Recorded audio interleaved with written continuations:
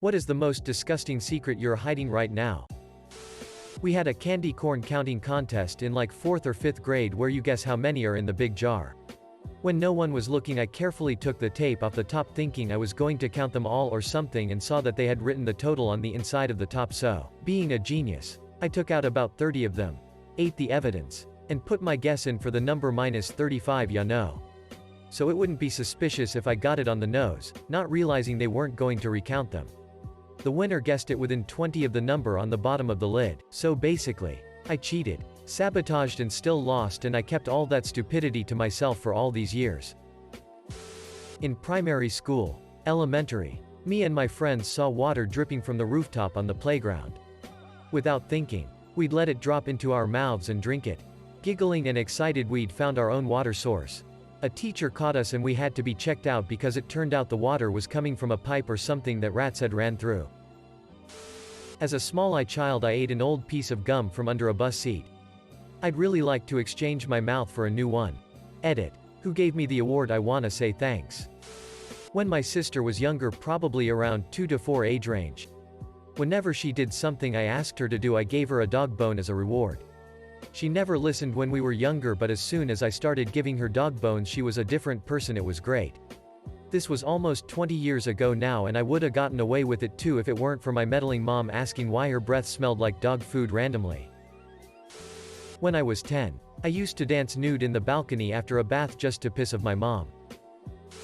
When I was younger, I would steal coins from my parents, and when I had enough, I would bring them to my dad and had them changed to paper bills, and he would be so proud of me for saving coins that he would buy me ice cream or sweet bread. When I was about 5, I used to prefer cat food to normal food. Now I can't stand the taste. As a student with a shitty waitering job paying me almost nothing, I used to eat the food my customers didn't want after I took their plates to the kitchen. A majority of the time, the voice in my head first thoughts are just really unnecessarily mean. Towards myself, but especially others, even those I care about. Extremely nitpicky, selfish, rude, etc. thoughts. I don't understand why. Sometimes it leaks out into the real world on its really bad days. And I'm just an ass. It makes me feel pretty bad about who I am as a person sometimes. Because I really just want to be a lovely person and think the best about others. And I don't feel like a good one very often because of these thoughts. I guess maybe op meant nasty equals disgusting. But it feels disgusting to me some days. Edit. I truly appreciate everyone's suggestions and information, thank you very much. That last year when I was suspended from work for 6 months, it was due a failed post-accident drug test. I wasn't laid off. My younger brother used to eat the dog food because he thought it would make him better friends with the dog. We began to leave a bowl out for him next to the dog bowl. One time I spit my gum into a donation box for kids with autism thinking it was a trash can. When my sister and I were little, she would lick her cat because she thought she was helping to clean him. My one friend has no idea that I've known that he doesn't have kids for months. Also that I know he's been saying this and lying to everyone for attention. He tells a very convincing story.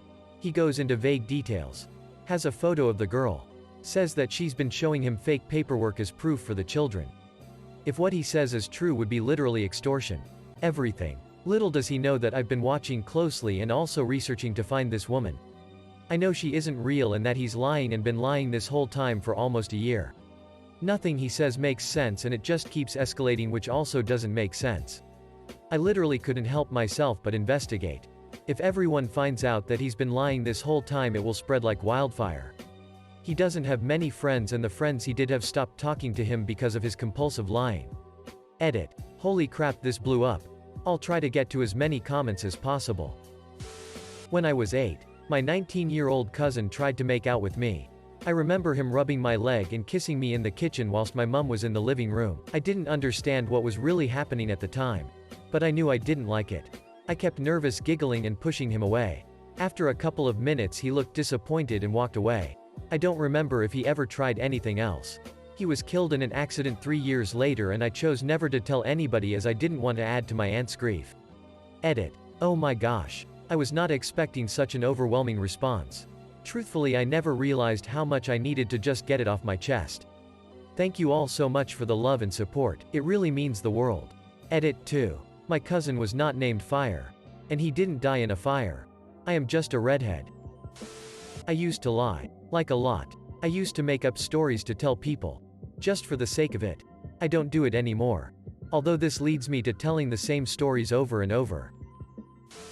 During lockdown, my sister had a meltdown because she thought I had stolen a pair of nail clippers shaped like a foot that she owned. I told her, truthfully, that I also had a pair and that she had stolen mine. They actually were hers. I found mine an hour later. Rather than tell her, I gave back hers and said, if they mean so much to you, you can have them. I then hid mine in her bag when she went back home after lockdown. She got there and found the 2 nail clippers and now believes that she was wrong and that the nail clippers she had a meltdown over were actually mine. Uncle confided in me that he stopped taking the medications that are keeping him alive because he can't handle the weight of his life. Currently trying to be there for him as much as I can. But haven't told anyone because I feel like it's his choice. And I'd likely want the same in his situation. He's just worn out and feels like he's done his time. And has already done what he can for the people around him. In biology class, we were dissecting a pig's eyeball and my hand slipped and the eyeball fell on the floor, and me being extremely lazy, I kicked it under a cabinet and it lay there for 2 years until someone finally found it. I made up a person. When I was in high school, I wanted to sound more popular, so I made up a guy friend. He had an incredibly interesting backstory. This went on for years. Well into college, I had the same friends, so I couldn't just end the charade. The funny thing is, all of these people, my family, my best friend, even my husband, believed that they met this man. I never introduced them to anyone. But over the years, they all have different memories of seeing him. Finally, I just sort of phased him out, saying that we grew apart and lost touch, and yet, people will randomly ask me for updates on him. I just give vague answers and watch my husband smirk from across the room. My husband is the only person who knows the truth. I am so ashamed that I will never admit it. That lie was such a dumb thing that snowballed. I'm in a lot of debt and it's potentially going to ruin my relationship. I secretly broke a 2,500 euros printer. That is rare and precious. I just fixed it just enough that the second person using it got blamed for this and almost expelled from school. That I am sat in my office at work, surrounded by a team of socially distanced staff, and I've just sharded, update, managed to crack a window, and spin conference calls out long enough for everyone to go home. It's time go home and shower, then burn this suit. Thanks for the concern. It's been a day. That there is someone on my Facebook who is lying about her dad passing of cancer whilst her eldest daughter, 8 years old, is fighting a brain tumor. It is all lies. Her dad is alive and well. Her daughter is completely healthy. One of the pictures she used as proof is her daughter lying on a hospital bed. From what I know, she was just in for observation after a small fall. She has 2 Facebook profiles. One for all her family and friends of the family. And the second one, that I'm friends with, is for old school friends, general acquaintances and anyone she dates, etc. There's so much more lies, but those 2 ones are the ones I know 100,000% to be false. Edit. This went a bit mental. I tried to confront her. This was last year. And she denied it, going as far to provide screenshot messages between her and her sister. However, the reason I knew it was bullshit was by speaking to her mum and passing on condolences. Yep. Didn't go down well. Her mum accused me of being mistaken until I showed her screenshots of the posts. She didn't reply. That's when I confronted the liar by message, countering her screenshots with the ones between myself and her mum. I was swiftly blocked. As far as I know, she's still lying. She's had several miscarriages, cervical cancer, dad dying, daughter fighting cancer, and many more. I'm completely blocked from all her socials, so I can't say for certain if she's still lying. I did tell her to get help.